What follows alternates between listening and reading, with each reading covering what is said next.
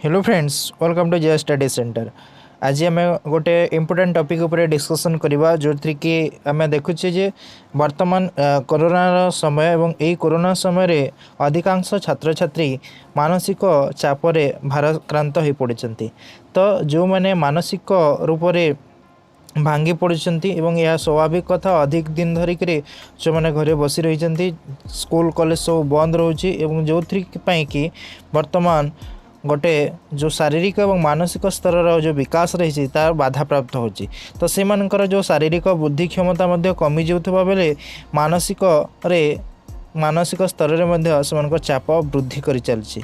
तो यही प्रकार कौन सी गोटे नुआ जिनस को ग्रहण कर क्षमता पाखे पाखापाखि अधा कमी सारा सी पिला माने जो पिला ये मानसिक चाप बढ़िया द्वारा पिलामानकर कौन प्रभाव पड़ुछि एवं तार किपरि उपचार करेंगे और से मानसिक रोगरू मुक्ति पाइबापी बा मानसिक चापरू निज पुओ झी मान रक्षा करने किपरि उचित खाइबापी देवे एवं कौन कौन से कले से किपरि खुशी हेबे ताहा आम डिस्कसन करवा।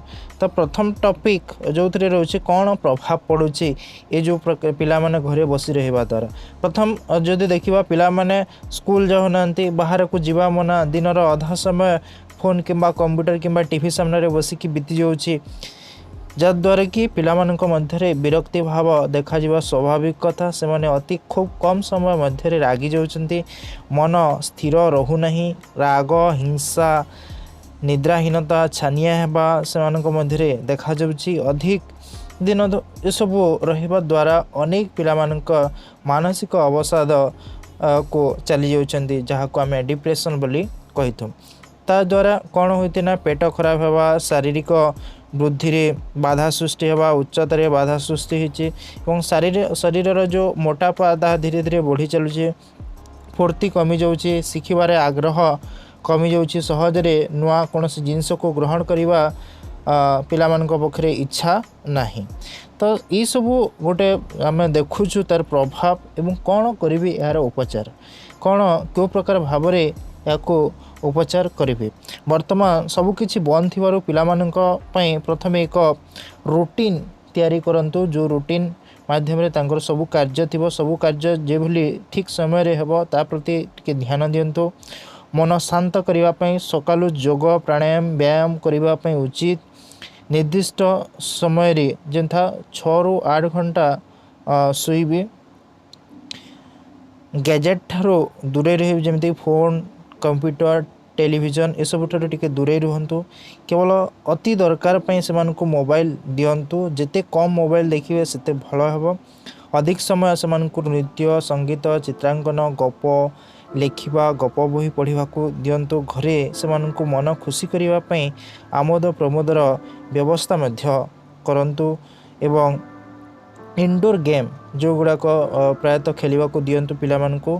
ता सहित कौन खाइबा को देवे जदि देखा जा प्रत्येक दिन सकालू भिजा आलमंड खाइबा को दिंतु, सतेज पनीपरिया खाइबे, विटामिन सी युक्त खाद्य जथा आम कौन कहूँ लेंबू कमला पिजुली अमृतभंडा ये सब खाइबा को देवे। रोग प्रतिरोधक शक्ति बढ़िबा को से प्रोटीन युक्त खाद्य डाली अंडा माछ चिकेन आदि खाइबा को दिंतु।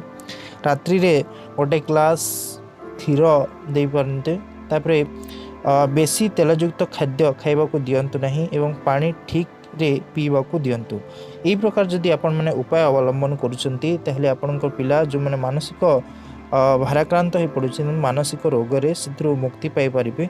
और छात्र छात्री मानक पई एटा सबुठारु गुरुत्वपूर्ण विषय जो माने कि भावुंट आम अनेक दिन धरी घरे बसी रही ये प्रकार आमर मानसिक चिंताग्रस्त होती। यहाँ आपणकर मनर भ्रम, आपण अनेक समय धरिकी पुस्तक पढ़ंतु, किसी गोटे नुआ करने चेष्टा करंतु एवं यथा संभव मोबाइल एवं टीवी ठारू दूरे रुहंतु, जद्वारा कि आपणकर शारीरिक सुस्थता रही क्रीड़ा विभिन्न प्रकार खेल भी खेली पारे आपण घर भितर छात उपर ये प्रकार व्यवस्था आपण घरे रही। तो सी प्रकार स्थिति आपण जेहेतु होची एबे कोरोना स्थिति, तो से आपण मैंने ध्यान दिंतु, सचेतन रुहतु ମାସ୍କ ବ୍ୟବହାର କରନ୍ତୁ ଏବଂ ସାମାଜିକ ଦୂରତା ରକ୍ଷା କରନ୍ତୁ। ଧନ୍ୟବାଦ।